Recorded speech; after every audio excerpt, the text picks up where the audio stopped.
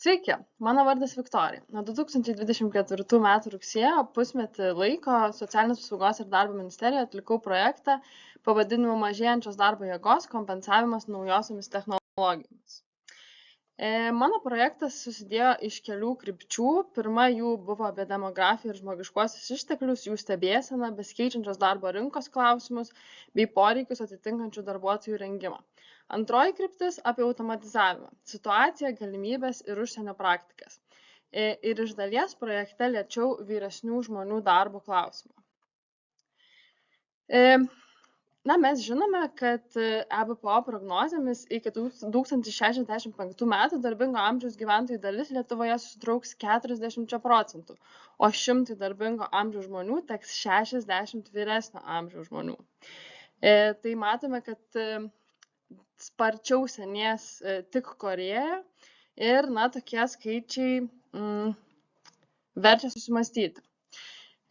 Taigi Lietuvos, kaip ir daugelio kitų Europos valstybių ir ne tik Europos visuomenė senėja, mažėja darbingo amžiaus žmonių ir kyla klausimas, kaip su vis mažiau darbingo amžiaus žmonių užtikrinti gerbuvį visiems gyventojams. Ir mes pradedame galvoti apie papildomus produktyvumo resursus.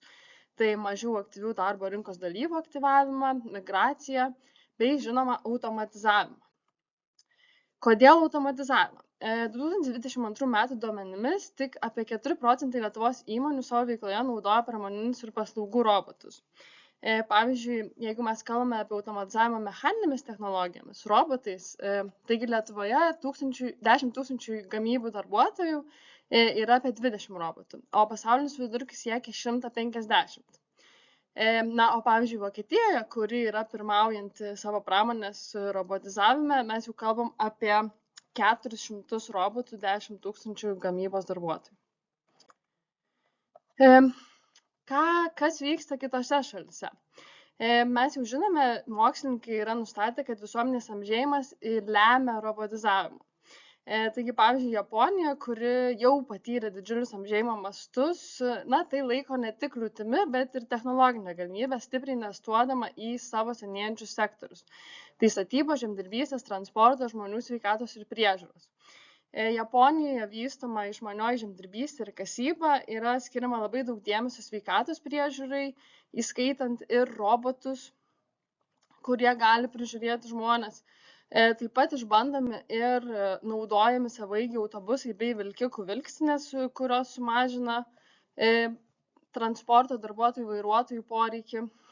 Ir beveik 40% įmonių samdo žmonės virš 70 metų. O štai Vokietija yra viena iš 5 labiausiai senyvų visuomenių pasaulyje. Vokietija stipriai automatizavo savo pramonę, beveik 3% savo BVP skiria gamybos inovacijoms. Turi aiškias automatizavimo ir robotikos, kvalifikuotos darbo jėgos strategijas ir išsamei seka darbo rinką. Šalia tokios kaip užimtumo tarnybos atitikmens Vokietijoje veikia užimtumo tyrimų institutas. Siekiant dar didesnio suinteresuotųjų šalių įsitraukimo ir jų skirtingų interesų suderinimo bei temos aktualizavimo, ministerijoje buvo organizuota diskusija pavadinimu Automatizavimas kaip atsakas į esamą ir būsimą darbuotojų trūkumą. Diskusijoje dalyvavo Socialinės apsaugos ir darbo, Ekonomikos ir inovacijų ministerijos, darbuotojų, darbdavių atstovai, pramonininkų atstovai, užimtumo tarnybos atstovai, Strata ir kiti dalyviai. Ir po diskusijos buvo išgrynintos tokios projekto rekomendacijos, kurios suskirstytos į 3 skirtingas kategorijas. Kalbant apie besikeičiančią darbo rinką, būtų svarbu centralizuoti ir stiprinti žmogiškųjų išteklių stebėseną ir planavimą. Konkretus siūlymas tam būtų darbo rinkos stebėsenos klausimais išplėsti užimtumo tarnybos veiklą. Taip pat, žinoma, efektyvinti reikiamos kvalifikacijos darbuotojų rengimą, mokymąsi ir persikvalifikavimą. Tai aktualu yra jau dabar, bet taps aktualiau dar ir toliau, nes mes žinom, kad darbo rinka tikrai keisis. Kalbant apie automatizavimą, būtų svarbu suformuoti automatizavimo strategiją Lietuvoje bei centralizuoti automatizavimo temos savininką.